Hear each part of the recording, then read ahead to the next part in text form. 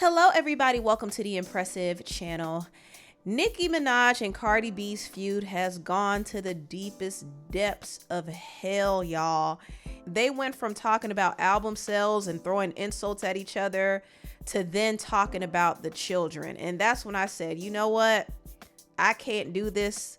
I can't condone this. This ain't right. They both lost the plot. Now, at first things didn't start that serious. I mean, Cardi, was baiting and trolling Nicki, saying she was going to outsell her album. When she didn't do it, Nicki came back out and started gloating over it. And they were throwing shade at each other. They were insulting each other. Nicki called Cardi Barney B over her elementary school raps.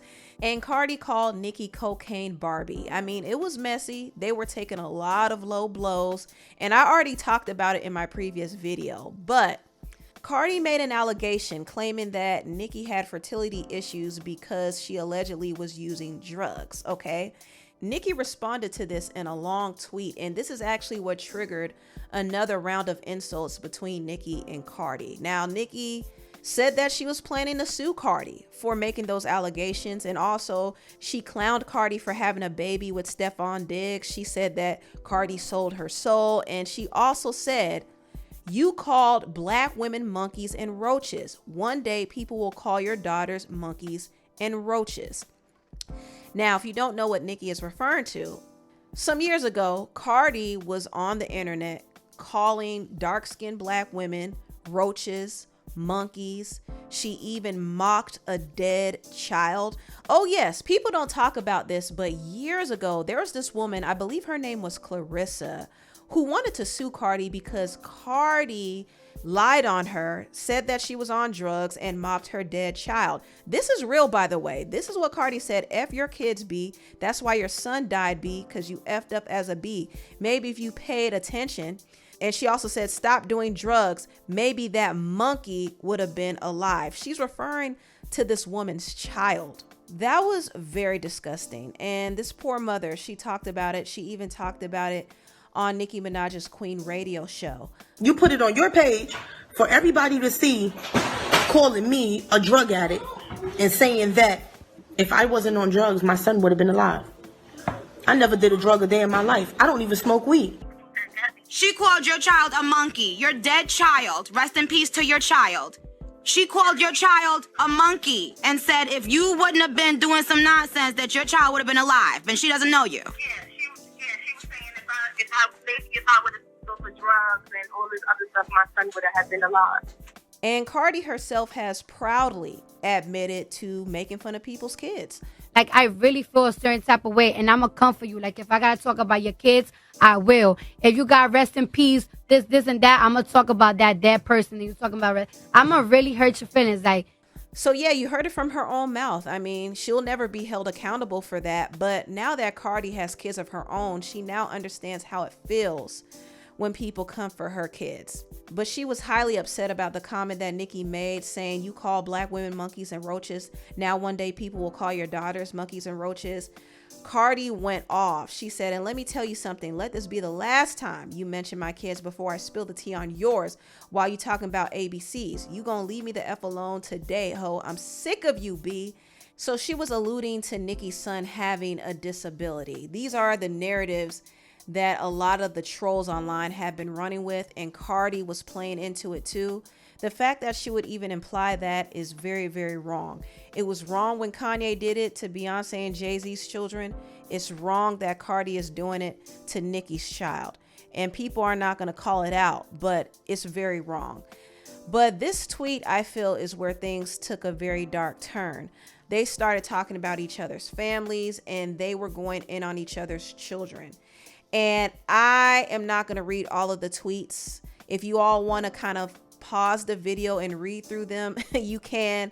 But I'm not going to read through all of these messy tweets because it was just too much. It was just too much. When Cardi alluded to Nicki's son being on the spectrum, Nicki decided to call Cardi's daughter culture ugly, which was dead wrong. Culture is not ugly. She's a beautiful little girl. But Nicki was going in because Cardi said something that hurt her, so she was trying to hurt Cardi. They were just trying to take it as low as possible. And I didn't like that. I didn't like when Cardi brought up Nicki's son and said that he was nonverbal because Nicki did drugs. Like, where is the proof of that? I mean, once again, these women lost the plot. They completely lost the plot when they were bringing up each other's children. And I do have to say, Culture and Nicki's son, Papa Bear, they both are beautiful, precious, intelligent children. We don't wish any negativity on them. We don't wish any negativity on any child. But yeah, I want to move on from that. Once again, this whole thing was just really, really messy. Cardi was making allegations about Nicki, having certain traumas in her childhood. She was saying that she was on drugs and she had a mental illness and her husband was running up her card. I mean, it was just very dark and vile and low. And Nicki was going very low too. I didn't like it. I did not like it. There was so much that was said. I'm not going to get into it. If you want to read through the tweets, you can. But honestly, I think the energy of this whole feud was just a little bit too dark for me. So I'm not going to read through the tweets. A lot of the stuff that was said is really fighting words. I mean, people get hurt behind saying less, So I hope things don't become dangerous. I am a little concerned for Nicki. I think she's battling a lot of stuff in the industry. Tasha K alluded to her being hexed. I don't know, but it feels like it's a lot. It's a lot. Now, Nicki was calling out some other people too. I saw her call out Harvey and his host from TMZ. She called out the host from The Breakfast Club. She called out Lucian Grange and Elliot Grange, who are the heads of Universal and also Atlantic Records. She called out some other executives and people in the industry who allegedly sabotaged her behind the scenes. And of course, she called out the usual Jay-Z and Desiree from Rock Nation. She brought up Jay-Z's alleged son, Ramir, said, "Dear Ramir, I'm sorry that Camel framed you by putting things in your car, allegedly. I'm sorry he wanted you in prison the way he wants all his enemies. He's weak, ugly too. But I guess when you have money invested into the private prison system, well, I don't know. This is all alleged." She also brought up Kathy White. There are conspiracy theories that Jay-Z may have been behind the elimination of his alleged mistress, Kathy White. We don't know that to be true, but those are the conspiracies out there. Also, she said Jay-Z got mad that I wouldn't give him a beat that I already begun legal paperwork for. The song I did with The Weeknd on Queen. He said it's Beyonce's beat, and Hoberson just laid down and let them take it, and then sued me for remaking a similar beat. Jay-Z's so jealous of Nas. I was sued for hundreds of thousands over a song I did with Nas. It never saw the light of day. Cassie, no, your number is called. Also, she brought attention to this post where Big Sean admitted that Jay-Z stopped Nicki from being on his song I Don't F With You. Beyonce actually suggested adding Nicki to the song, but Jay-Z shut it down. And Nicki said, "Oh, Camel Z, mouse to go before you sleep." So as you can see, there's a lot of reasons why Nicki doesn't fool with Jay-Z. Also, Nicki said, "Let's get into the sabotage of my tour with Future, which then became my tour with Juice WRLD, who coincidentally died on my B-Day. Bell to A on these posing A coons. Let's go." She also revealed that Cardi's team wanted her to do a joint album and tour with her.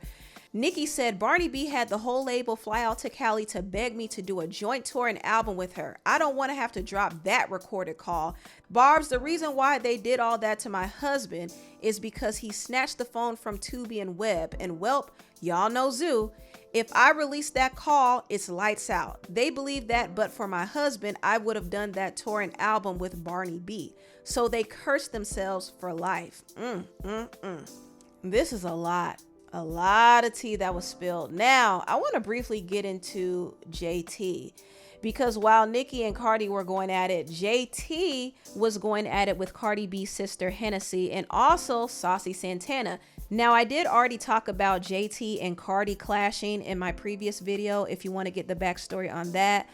Just to summarize it, JT was upset that Cardi dissed her in her song Magnet, and she and Cardi were going back and forth. In fact, JT was dragging Cardi for a good while, and Cardi's sister Hennessy jumped in and they started dragging each other.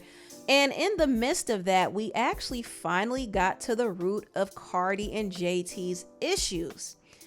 So apparently, they fell out over the song WAP. Cardi replaced JT with Megan Thee Stallion on that song. Cardi's sister Hennessy said that JT switched up on Cardi after that happened, and even though Cardi tried to smooth things over, JT still was kind of acting funny behind the scenes. Now, JT came out and said that Cardi only wanted her for WAP, but she didn't want her to bring her group member from the City Girls, Young Miami, on the song.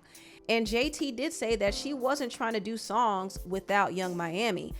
I remember it's somebody and they'll keep trying to like force me to do a song without Christian. I was like, no, like she gonna be on this song too. Like it's either you coming on this song or the big it's for her. Like Now, JT and Young Miami did end up drifting apart for various reasons. Their group wasn't performing well, and I think JT was more serious about rapping than Young Miami was. Young Miami was busy doing her own solo thing. She had her own podcast, and also she was running behind P. Diddy. JT, on the other hand, was kind of off to herself. So what ended up happening is JT got the opportunity to be on the remix to Nicki Minaj's Super Freaky Girl song. However, she did not tell Young Miami that she got that feature, and I think that created an even bigger wedge between them. And Saucy Santana was their mutual friend, but he ended up siding with Young Miami against JT. They claimed that JT was being a fake friend. JT claims that they were jealous that she got that Nicki feature. But yeah, that's kind of how they fell out. Now, recently, Saucy Santana and JT got into it. I don't really know how it started. I did see where Saucy Santana was listening to Cardi's song Magnet, and Cardi was dissing JT in that song. So I think JT felt away, and she kind of tweeted that Cardi B did not post Saucy Santana's album, and she said, who the F listening to this BS anyway? So I think that's what triggered this back and forth between Saucy Santana and JT. I did see where Nicki hopped in. She told Santana to go back to his pig pen, and somebody told her to post her and JT together, and she said, I ain't posting ish. That was cold. She left her hanging. But here are some of the clips of JT and Santana going at it with each other. It was a mess. She low ass. Y'all lawyers need to piss on who you around ass bitch. Hating on the low ass bitch. Backdoor ass bitch. Fake friend ass bitch. But I don't stick no dildos in his. I get out of jail, Santana get on live as a fan, and then he lies on me and say I let people disrespect him. I already knew he was weird then, bitch. I didn't even know how to work live. I haven't been around Santana since 2020 when he was in my house snoring loud in a fucking thong. He's a big, disrespectful, nasty turd. He wear thongs. I feel sorry for that thong busting them warts in your ass. You big funky bitch. You big snoring bitch. How you wear a thong and be snoring? Pick a struggle, big ass grizzly bear.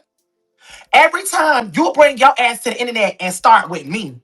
But you know what? You know what you're not telling the people? Your label was just calling around, scrambling around, trying to recruit people to be on your motherfucking side with this Cardi B beef, and nobody didn't want to. Cardi B dropped 919.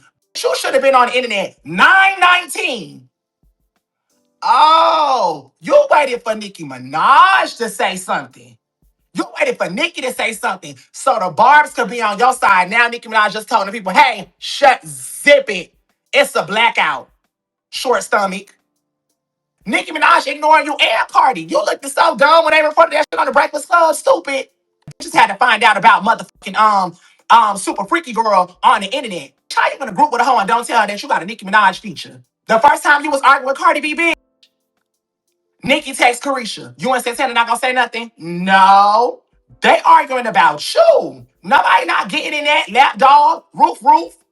Whole time you ain't like Cardi. Whole time you was scared to unfollow her. Unfollow the girl. You don't fuck with her. You don't like Cardi. You don't like Nicki. You don't like Glorilla. You don't like Doechii, and she carried your motherfucking career last year. You don't like nobody around you, bitch. All because the number one person in your life that you love don't like you, hoe. Factual.